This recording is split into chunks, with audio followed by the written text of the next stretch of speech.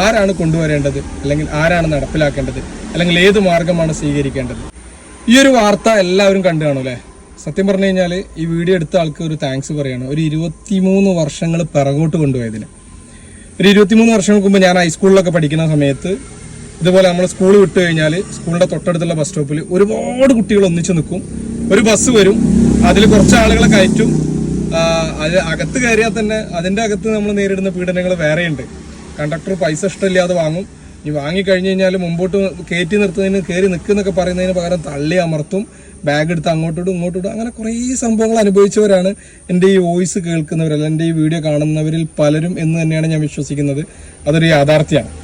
അതൊക്കെ തന്നെ ഇവിടെയും സംഭവിച്ചിട്ടുള്ളൂ. പക്ഷെ ഇവിടെ ഈ ഒരു കുട്ടി ഒരു മാനസിക പീഡനം നേരിട്ടുണ്ട്. ഏകദേശം 8-10 കുട്ടികൾ അവിടെ ഉള്ളൂ.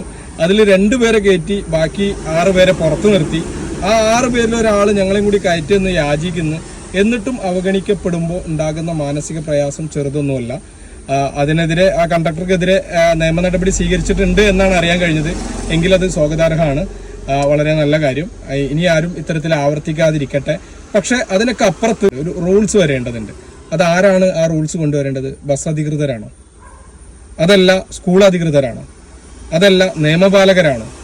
എന്തായാലും 23 വർഷങ്ങൾക്ക് മുമ്പ് ഞാൻ അനുഭവിച്ച അതേ സംഭവം 23 വർഷങ്ങൾക്ക് ഇപ്പുറം ഉള്ള ജനറേഷനും അല്ലെങ്കിൽ കുട്ടികളും അനുഭവിക്കുന്നുണ്ട് എന്ന് പറയുന്നത് വളരെ മോശകരമായ ഒരു കാര്യമാണ്. അപ്പം ഇതിൽ തീർത്തും ഒരു റൂൾസ് വരേണ്ടതുണ്ട്. ആരാണ് കൊണ്ടുവരേണ്ടത്, അല്ലെങ്കിൽ ആരാണ് നടപ്പിലാക്കേണ്ടത്, അല്ലെങ്കിൽ ഏത് മാർഗമാണ് സ്വീകരിക്കേണ്ടത്?